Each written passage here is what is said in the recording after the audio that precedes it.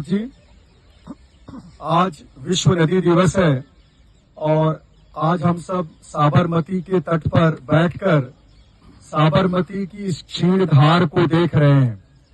यह क्षीण धारा जो कुछ दिनों की मेहमान है और कुछ दिनों के बाद केवल रेत ही रह जाना है। आज तमाम लोग जो इस पानी में बैठकर, नदी में बैठकर उसका अवगाहन कर रहे हैं, उसका आनंद ले रहे हैं, इस शीतलता को बहुत ही खुशी मन से उसका उत्सव मना रहे हैं। यह पानी रेत हो जाएगा। इस पानी को रेत होने से बचाने के लिए, अपनी संवेदनाओं को रेत होने से बचाने के लिए, अपनी जिंदगी जिस तरह से भौतिकता के बहाव में रेत होती जा रही है, उससे बचाने के लिए, अपने पर्यावरण को बचाने के लिए यह जरूरी है कि हम लोग थोड़ी देर के लिए ठहर कर विचार करें कि जिस नदी में हम यह आनंद ले रहे हैं, क्या वह हमारी आने वाली पीढ़ियों को उपलब्ध होगी। आज जब इसका यह हाल है, तो जो बच्चे 3, 4, 5 साल के इस पानी में अटखेलियां खेल रहे हैं, जब वे बड़े होंगे तो क्या उनकी स्मृति में यह नदी बची रहेगी? और अगर यह नदी नहीं बची है तो यह हम सबका सबसे बड़ा नुकसान होगा। यह आने वाली पीढ़ी को हमारे द्वारा दिया गया सबसे बड़ा धोखा होगा। नदियों के नाम वे किताबों में पढ़ेंगे, नदियों के चित्र कैलेंडर में देखेंगे और नदियां हमारे ही सामने साक्षात हमारी जिंदगी से, हमारी संस्कृति से, हमारी दुनिया से विहीन होती चली जाएंगी।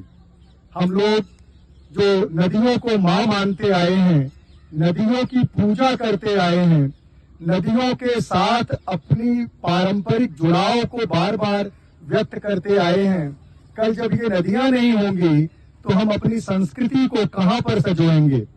हम अपनी सभ्यता की गवाही कहां से सुनेंगे? यही नदियां तो हैं जहां हमारे पूर्वजों ने कभी अपना डेरा डाला था और एक सभ्यता विकसित की थी जिसको हम नदी सभ्यता के नाम से जानते हैं।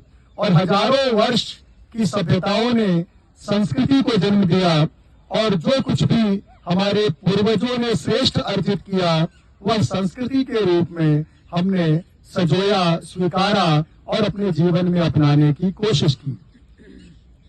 आज का यह उपक्रम नदियों को जीवन से जोड़ने, नदी की संस्कृति को याद करने और उसका जो ऐतिहासिक महत्व है, उसका जो पर्यावरणीय महत्व है, उस महत्व को रेखांकित करने के लिए हम सब यहाँ पर बैठे हुए हैं।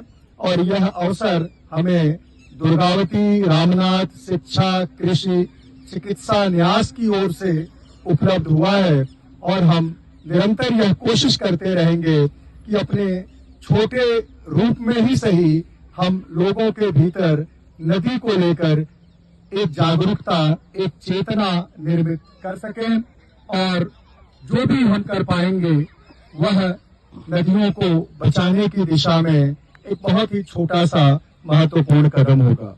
दोस्तों, हमारे शरीर में हजारों नसें हैं, धमनियां हैं जिनमें रक्त प्रवाहित होता है और चिकित्सा शास्त्र के लोग बताते हैं कि जब आपकी धमनियों में रक्त रुकने लगता है तो स्ट्रोक के खतरे बढ़ जाते हैं, हार्ट अटैक आता है और हार्ट अटैक आने के बाद एक बार अगर आप बच गए तो दोबारा बहुत ही नसीब से बचते हैं और अगर दोबारा बच गए तो तीसरी बार तो वह जानलेवा ही सिद्ध होता है।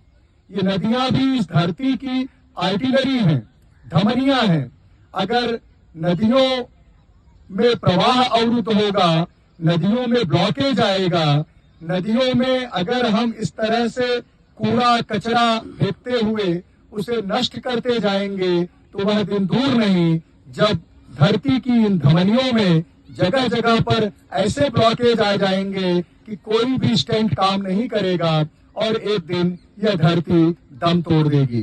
मित्रों, धरती को दम तोड़ने से बचाना है, इसलिए एक छोटी कोशिश जो जहां है वहीं पर करे। जो नदी में स्नान कर रहा है वो नदी में स्नान करने के बाद कम से कम अपनी ओर से कचरा न फेंके, और अगर उसके आसपास थोड़ा बहुत कचरा फेंका हुआ दिख रहा है तो अगर वो उसको उठाकर साथ लेता जाएगा तो शायद वो नदी की सबसे बड़ी सेवा करेगा।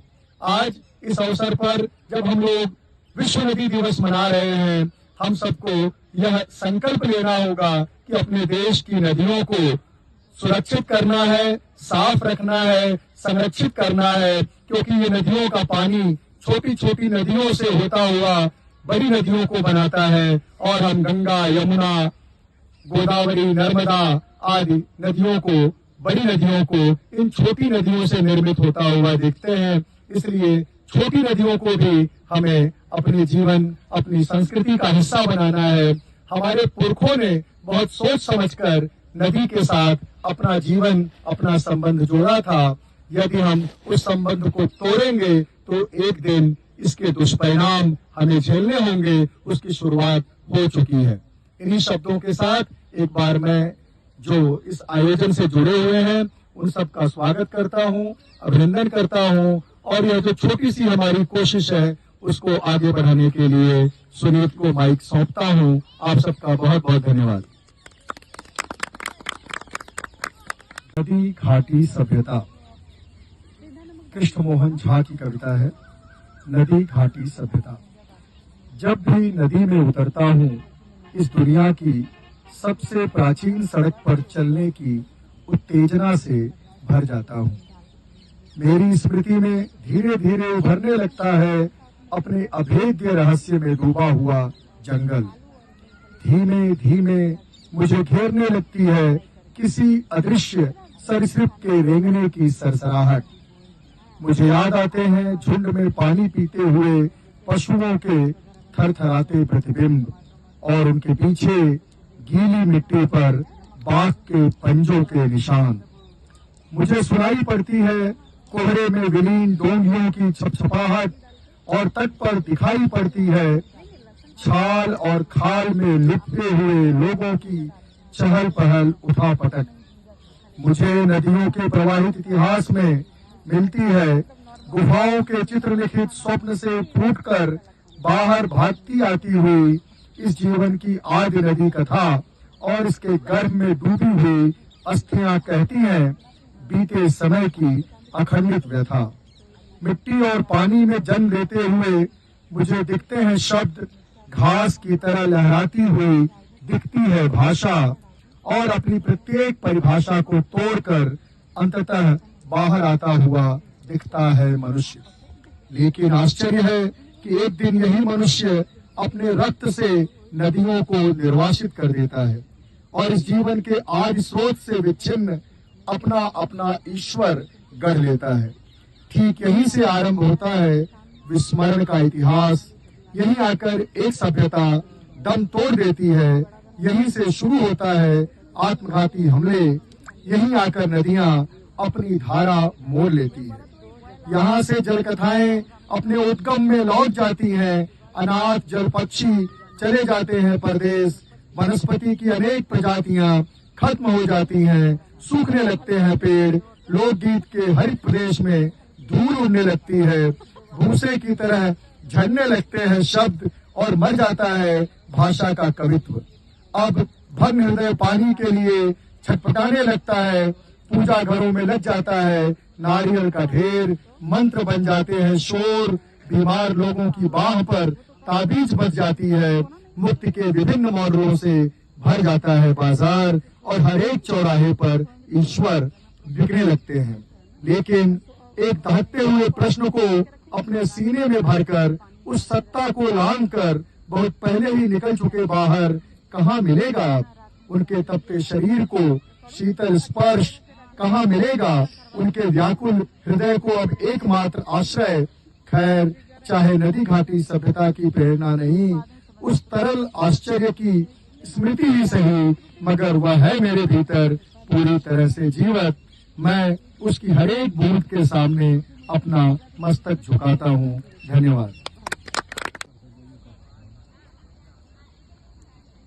दिनेश कुमार शुक्ल की कविता नदियां अंततः समुद्र में विलीन होती हैं। समुद्र में विलीन होती नदी आखिर सोचती क्या होगी?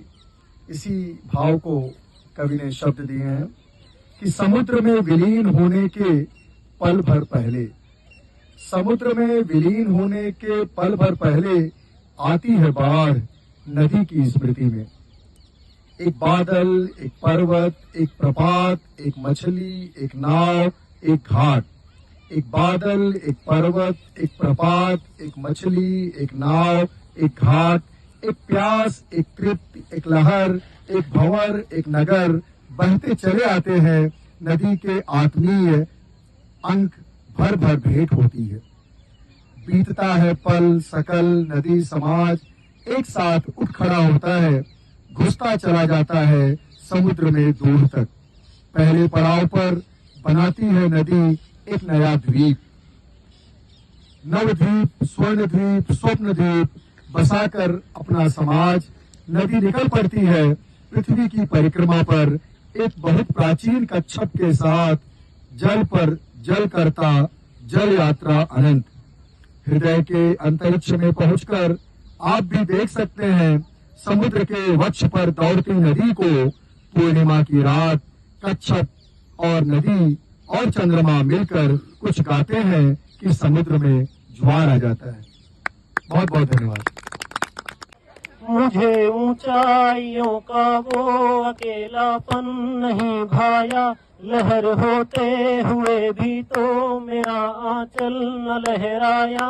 मुझे बांधे रहे ठंडे बर्फ की रेशमी काया, मुझे बांधे रही ठंडे बर्फ की रेशमी काया। बड़ी मुश्किल से बन निर्झर उतर पाई मैं धरती पर, छुपा कर रख मुझे सागर पसीने की कमाई हूँ। नदी बोली समंदर से मैं तेरे पास आई हूँ, मुझे भीगा मेरे शायर मैं तेरी ही रुबाई हूँ। नदी बोली समंदर से। अब वो बताते हैं कि नदी ने कैसा श्रृंगार कर रखा है चांद तारों के आंगन में।